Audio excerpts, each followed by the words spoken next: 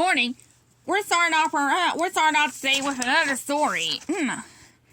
Now from this book here. On exactly page 101. Now funny thing, see that it is on page 101 because, for reasons that you'll see.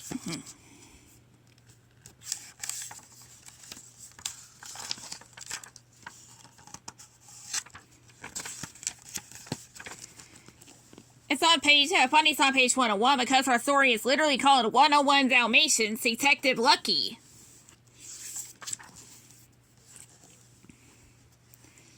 A blustery wind was blowing outside, but the Dalmatian puppies, all 99 of them, were snug and cozy in their new house. The puppies crowded around Nanny, who was reading them a bedtime story.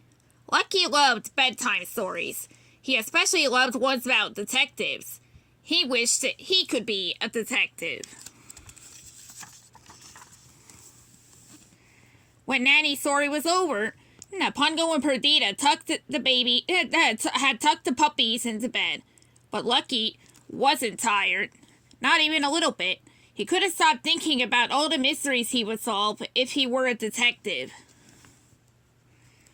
One by one, the other puppies drifted off to sleep. Soon, Lucky was the only one still awake.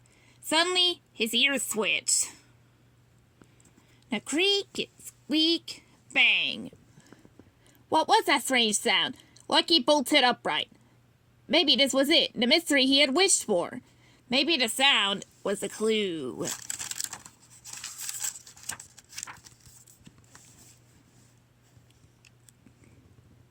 Lucky carefully climbed out of bed. His parents were in the living room with Roger and Anita.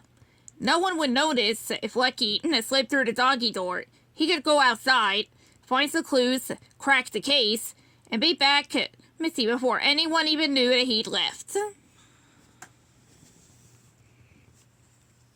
Lucky scampered outside. He looked around. He had never been outside alone at night. The wind had died down, but it was very dark. All around him, Lucky saw strange, shadowy shapes. Lucky thought about going back inside, but he knew that a true detective would solve his case no matter what. If he wanted to be a detective, he'd have to go on, dark or no dark. Lucky sniffed the air. An unfamiliar smell made his nose twitch. Maybe it was another clue.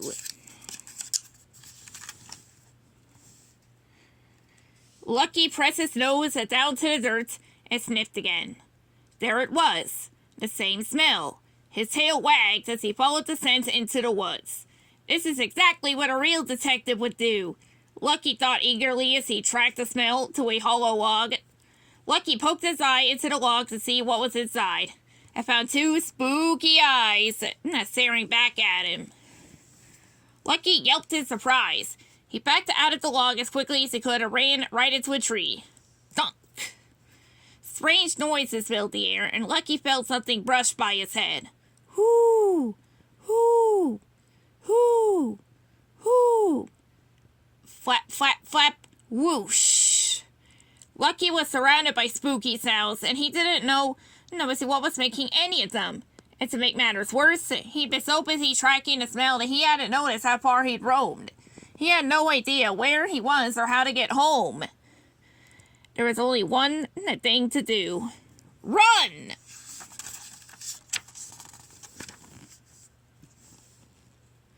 Lucky raced through the forest. Ducking under branches and leaping, over rocks.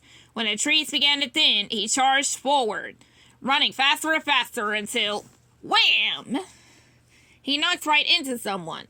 In a flurry of fur and tails and hisses and growls, Lucky and the stranger tumbled, over and over and over. Then a familiar voice said, "Lucky, is that you?"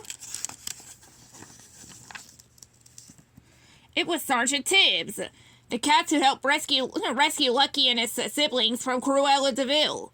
"Sergeant Tibbs," Lucky cried in relief. "Now help, I'm lost and I don't know how to get home." Now Sergeant Tibbs knew just what to do. He led Lucky to an old barn, where the two filled the colonel in on Lucky's situation. "No question about it. No, we gotta get this pup back to the Dalmatian plantation," the colonel announced. But it's too late for the twilight bark, I'm afraid. Lucky's heart sank. No need for that, the colonel said kindly. This calls for the midnight bark. The colonel lumbered over to the door and howled into the night.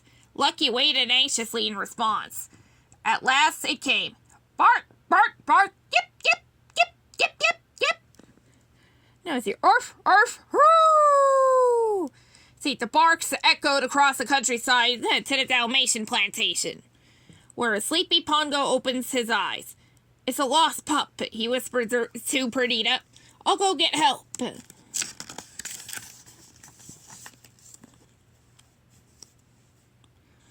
Now follow the barks. See, they'll lead you home again, the colonel told Lucky. Good luck, lad. See, thank you, Lucky told the colonel and Sergeant Tibbs. Then, listening closely, he ran into the night. The colonel was right. Following the sound of the barks, now Lucky soon realized that he was on the path home. And now that he was less scared, Lucky was able to solve all the mysteries that he stumbled on. Even the creaky old gate that had started it all. Back at the Dalmatian plantation, Pongo was shocked to see Lucky bound up to him. The midnight bark was for you? He asked. Dad! Dad! I solved the mystery! Lucky exclaimed. Just like a real detective. Tell me all about it in the morning, Pongo whispered as he led Lucky back to bed. And no more mysteries tonight.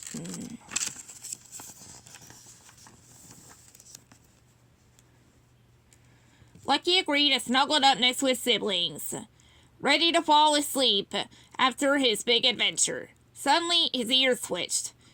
Squeak! What was that strange sound?